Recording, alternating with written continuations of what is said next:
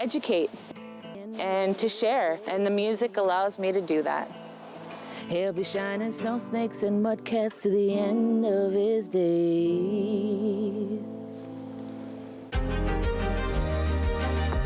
You're watching Rogers TV. This program is brought to you by OHL Action Pack. Looking to see tomorrow's stars today? Follow the teams and players you want to watch. OHL Action Pack is part of the Rogers Super Sports Pack.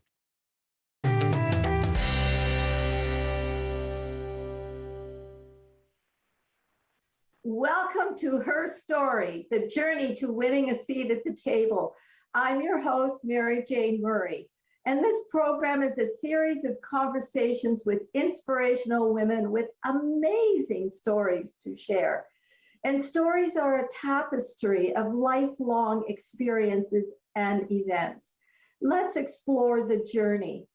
My guest today is Sergeant Retired Wendy Jocko, Chief of the Algonquins of Pikwakanagan First Nations. And welcome, Wendy. Thank you so much for taking the time for this conversation today.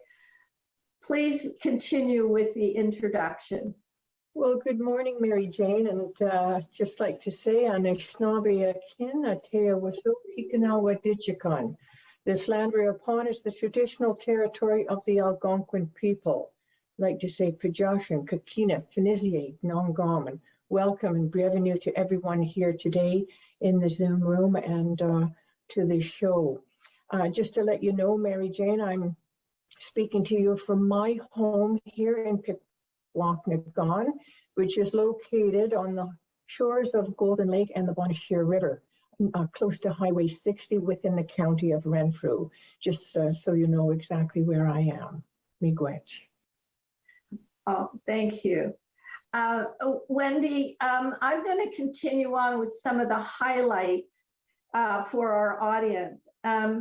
You've had a very long and interesting career with the Canadian Armed Forces, but you come from a long line of Indigenous warriors who have also participated and been connected to the Canadian Armed Forces and peacekeeping missions all the way back to 1812. This is absolutely amazing that you were able to trace your history that far off. And with your 23-year career in the Canadian Armed Forces yourself, you also served 2 tours of duty in Bosnia and Croatia. And we'll talk about that a little bit later as well. You're also a Veterans Eagle Staff carrier since 1997, and that is such an honor to have that, as well as being a wellness warrior. And as we know, we often see very accomplished women in leadership roles. But we know that leadership can emerge at any stage and at any age. And this is Wendy's journey. So thank you, Wendy, because we've got an interesting journey ahead of us. Because your career path has taken lots of twists and turns in it, and you have had quite an interesting journey. But let's reflect back on your early years and some of your early years experiences. Well, if we're reflecting back on early years and the inspiration that inspired me to join the military, I was 4 years old. We were living in Petawawa at the time.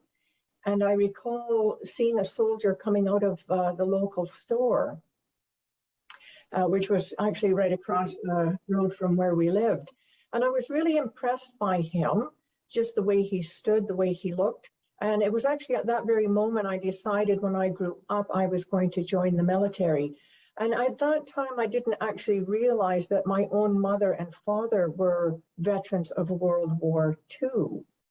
Yes, and so, you know, that was also an inspiration for me. So when I was 17 years old, I recall that we were living in Toronto at the time.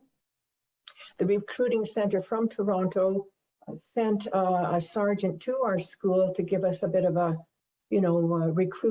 recruiting talk. And I was really inspired once again. And of course, that just confirmed to me that that was going to be my path. So I let my mother know that this is what I wanted to do, and she encouraged me. So then, I started the process to enlist into the Canadian Armed Forces at that time. At that time, were you aware of the longstanding history in your family? No, I wasn't. I only actually learned about that roughly about 5 years ago. I actually had my family tree drafted up for me, Mary Jane. And in the family tree, the farthest back chief was a Chief Wambolak, and that was roughly from 1793, I believe. And his son was Pierre Louis Constant Pinessi. He was the Grand Chief of the Algonquins.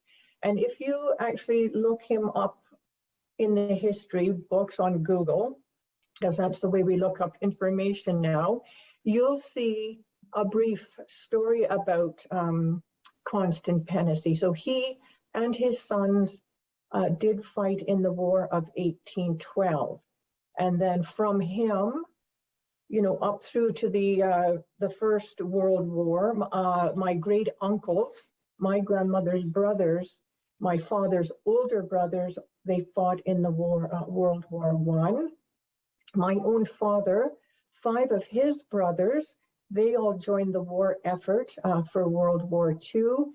And my dad, when he was posted over to Scotland, that's where he met my mother, Wilhelmina Mackay, and she was actually in the Women's Land Army. So, that's actually how I found out about this long history. Well, I mean, this is quite interesting in terms of being able to trace the family history all the way back to the beginning of time, the 1812. And so as you were growing up, you had that pivotal moment that the recruiting officer came to your high school, which I don't think they do anymore. And that was your inspiration to actually take action and join the military. Yes. Now, the military, being an Indigenous woman in the military, I'm sure there was maybe some adjustments or some challenges for any woman in the military. And did you find that you had a voice in the position? You were a supply officer, I believe. No, I was not an officer. I was a non-commissioned senior NCO, they call them, non-commissioned officer. A non-commissioned officer, yes. Okay. Did you feel that you had a voice in the position that you had? Well, I'd have to say not initially, no, because the military is very structured and there is a pecking order, a rank structure there. You're right that I think it's difficult for any woman to be in the military, least of all an Indigenous woman, Mary Jane. I did feel, there was that, weight on my shoulders at many times, during my career being a woman, but I never let it deter me, put it that way. I just felt that I had every right to be there, just like any man, and I was determined to stay and put my time in. Well, you chose 23 years. That means, was there opportunities to sort of re-enlist every few years, or was it a term experience? Well, for me, because I joined in 1979, you had to sign up for 5 years. So after the 5th year, depending on your performance, then they would offer you an indefinite period. Now, back in my day, it was the 2040 plan. You could do 20 years or 40 years old, because when I joined, there was actually an age limit to get in the military. You couldn't be older than 24 years old. Yeah, because it's a young man's game. I mean, you have to be extremely physically fit, and you were considered to be in the Geritol club past the age of 35. But anyway, once you reach a certain rank as well, they would offer you, another contract. So I was offered, the 35-year plan. However, I did decide to retire at the 23-year mark because of my personal situation at the time. So I did take an early retirement, and I started a completely new career. I don't know if I mentioned it or if you've read any of my bio, but I did actually move to Scotland for 10 years, and I became a funeral director and an embalmer in Scotland. Well, I was alluding to that when I said you had a very interesting journey, because you have done so many very varied different jobs over the year.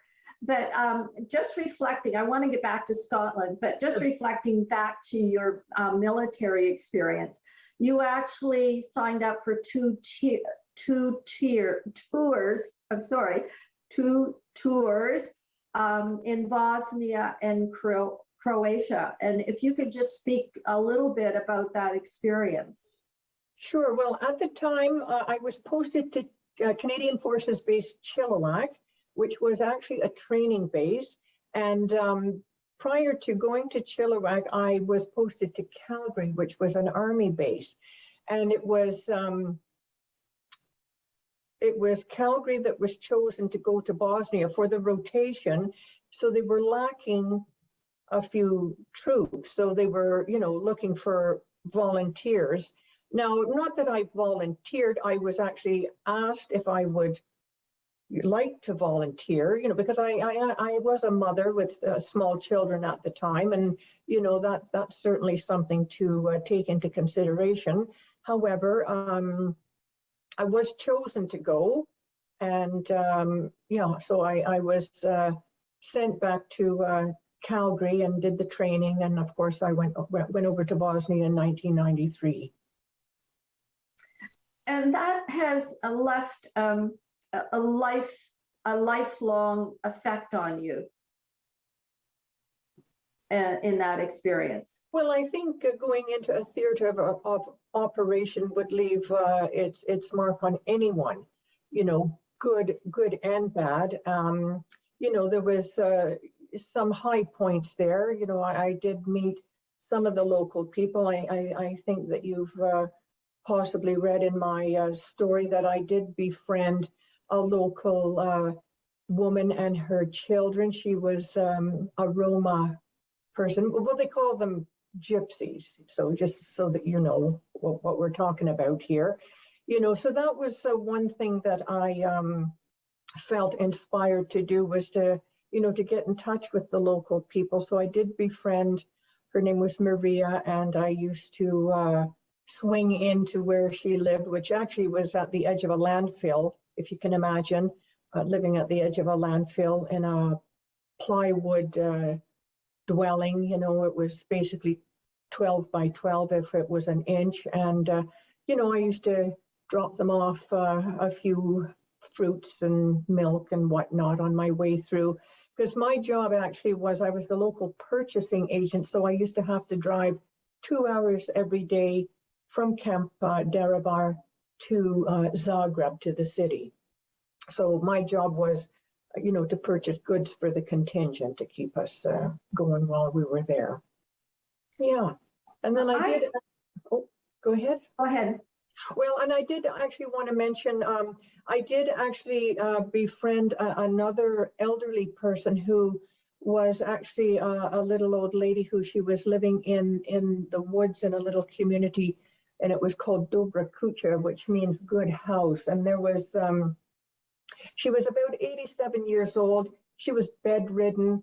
Her house it had a dirt floor, no lights. And I thought, oh my goodness, this poor woman. So I used to actually go and visit her in the evenings when I got back, from my duties, because after work, you had spare time. You could basically, make your own entertainment in the evenings. So I used to go and visit. Her name was Pava. That's lovely. I have a quote here from you. When you are in the theater of war or on a peacekeeping mission, this is an experience that certainly stands out in your memory. The devastation and human misery were very sad to witness. Women and children who are caught up in the conflict of war are the most vulnerable.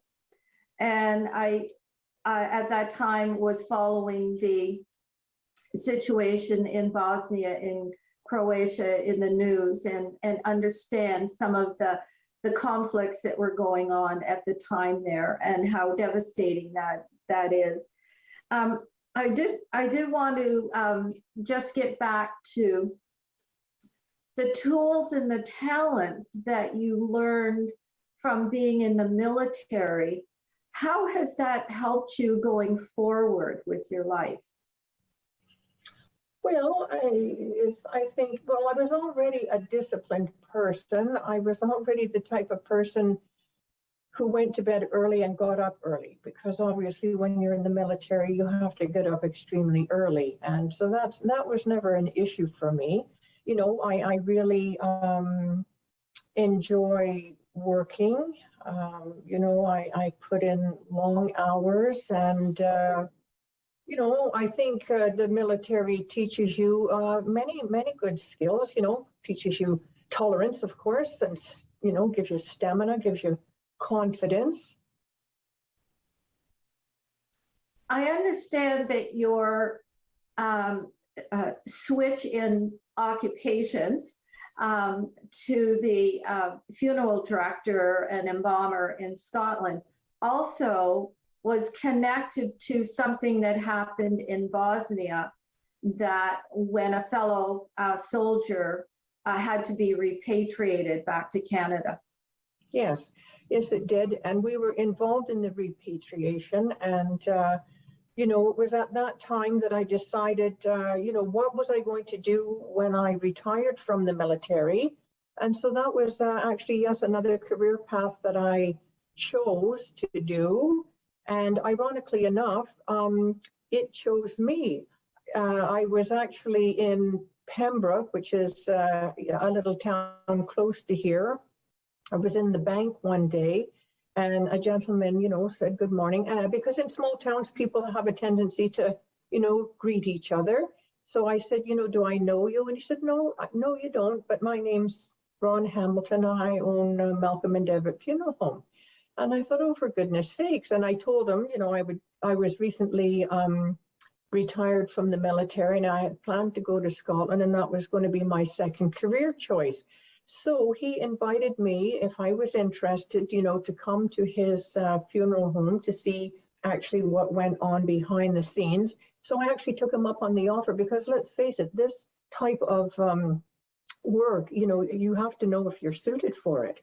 So that's what I did. I used to go on the weekends or when I could, just to help out and see what happened behind the scenes. So that's how I got involved. Well, and I think that the repatriation was a bit of a pivotal moment for you, and also meeting the gentleman who owned a funeral home and started on that new career path. But you are now the chief and of the Algonquins, and so you've returned to Canada and settled in your area. And I understand you were a counselor early on in 2000. Mm-hmm. And then when you returned to Canada, you came back and became a counselor again, and then went on to be elected as chief in March of 2020. Yes, well, when I came back to Canada, it was actually in 2013. And the reason I came back is because my sister, who lived in a place called Kindersley, Saskatchewan, she had breast cancer.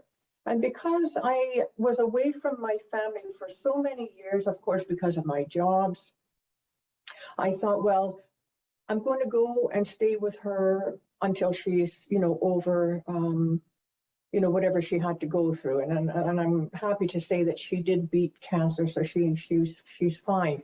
So I actually went to Kindersley, Saskatchewan. And while I was there, I actually used to work with my brother-in-law and I was his pilot truck driver. I don't know if you know anything about that, in the oil patch. And so then I actually got my tractor trailer license while I was there, because that's another thing that I always wanted to do. So I was 54 years old and I got my tractor trailer license. And I did that for roughly 2 years until the oil patch went, pear-shaped, as they say, or went down the hill. And then I came back to Pikwakanagan in 2015.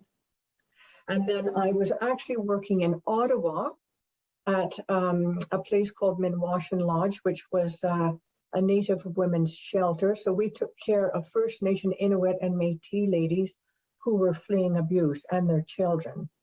So I did that for 2 years.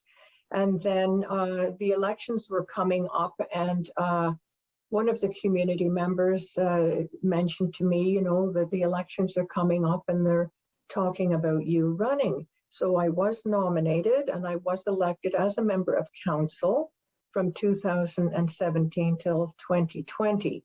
And then our former chief, Kirby White Duck, he was actually 17 years as our chief and decided that he wanted a break. So he nominated me for the position of chief in 2020. And then subsequently I was elected. So here I am. Well, and that's quite a journey. And the skills and talents that you've used in each of the career choices that you've made over the years, it really stems back from your being very disciplined and being very kind and understanding of people in difficult situations. My goodness. So in 2020, that's when the world just turned upside down, and here you are. Now you're in the position of being chief and having to deal with all the COVID situations, as well as some of the political situations. So how do you feel at this point that you are able to use your voice and that your voice is being heard?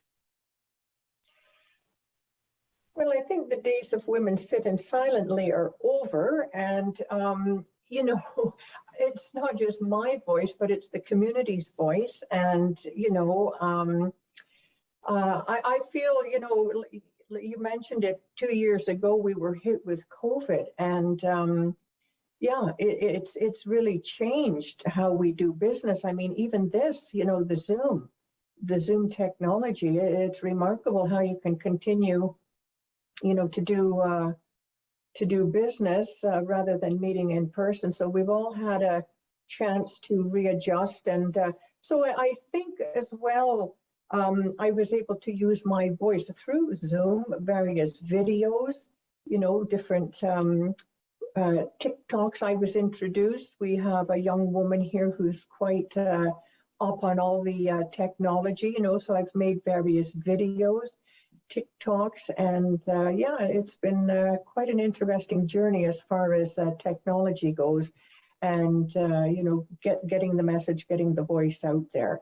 But I do have to say that this is a journey that you don't do alone.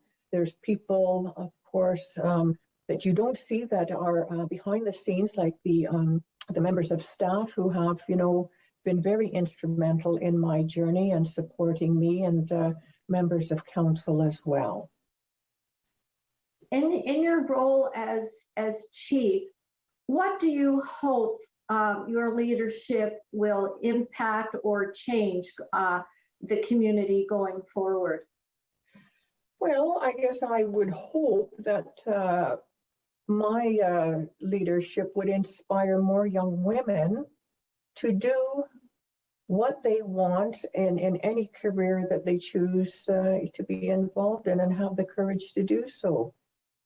So that's, I'm the third woman chief here in Pikwakanagan, and I often think, you know, of our first woman chief, who was Anna White Duck, you know, in the days when, you know, women were, you know, not as liberated as we are now, but she was a great inspiration for me and our other female chief, Lisa Maness, you know, and hopefully I'm not going to be the last female chief, and there'll be others after me. Well, you come from a long line of warriors, and I've certainly seen the strength that you have demonstrated over the years. To me, 23 years in the military, to me, is outstanding. And then leading into the other career paths that you have taken. Do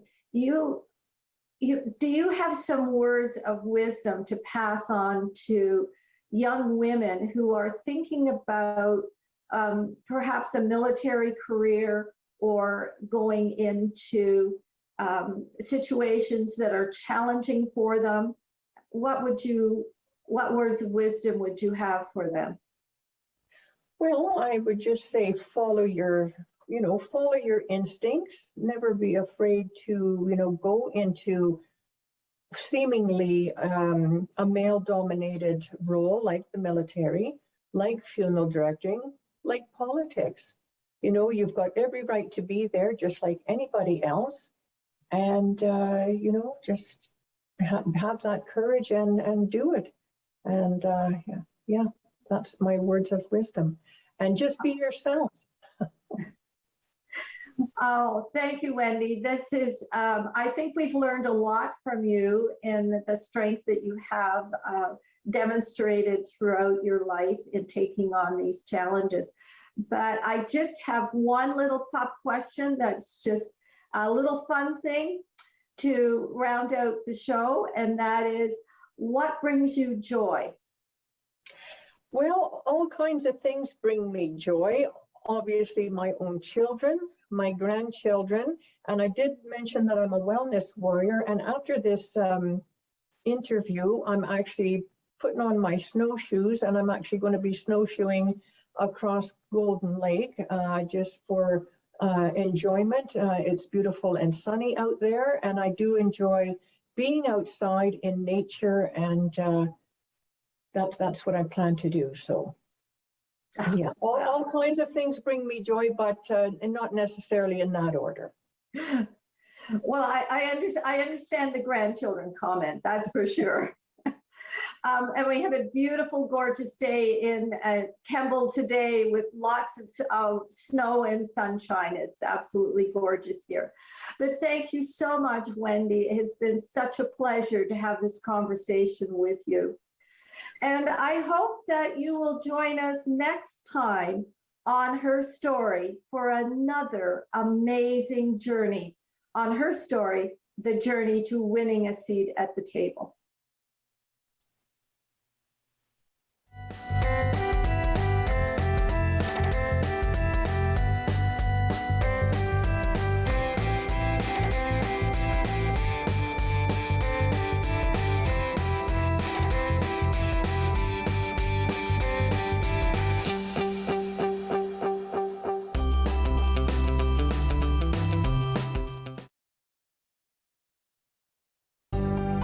Call the Rogers TV viewer response line, email us, or connect with us on social media.